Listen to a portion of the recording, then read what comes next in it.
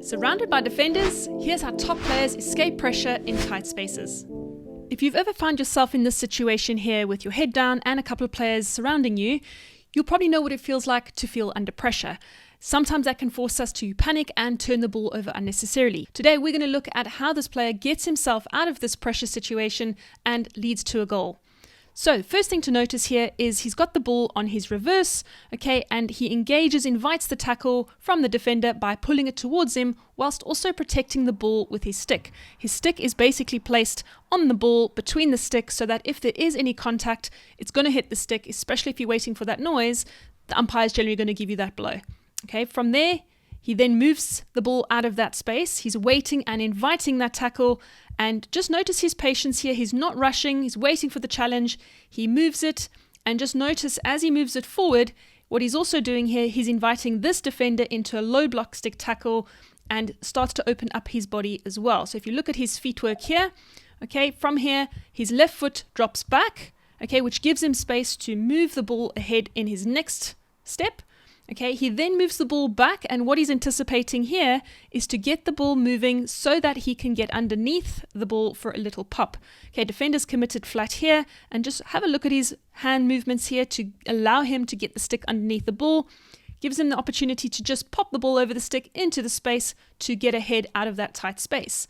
So at the moment he's got a player here. If that player was slightly further infield and maybe slightly higher, he could have passed straight away.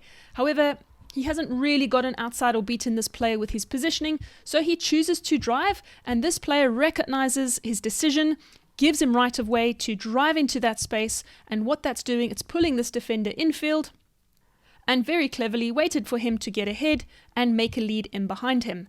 So with his movement infield, which has drawn the defender in with him, it's created a bit of space and a little drop out wide for the player who's made that lead in behind him.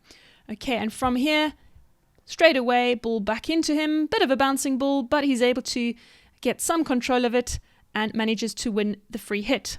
Okay, looks to take the free hit quite quickly and literally just drives into the left foot space, drawing a foul, and manages to earn a penalty corner. And we'll play the PC out. As you can see, the ball gets injected. There's a bit of a mistrap at the top. Player then drops it into the back foot space of the hitter, and he does well to just get a shot away, and we've got the injector who comes off from the injecting spot in a nice position, stick low, and gets a deflection to score the goal. So there's a really great example of being in a tight pressure situation, not rushing, not panicking, but just drawing in players, creating space, using a bit of a 3D skill to get into space and running at different angles, drawing in players and manipulating, and then of course executing on a less than perfect penalty corner is a really great sign of a great team. I've recently developed a workshop off the back end of winning a gold medal in Cape Town as a player, and very fortunate that I got the opportunity to go to New Zealand, getting some coaching experience where we also won a bronze medal. This has given me a unique experience to understand both what a coach is looking for, but also what a player needs. I've put these into 7 lessons that is covered in this workshop. To find out more, click the link below to get instant access.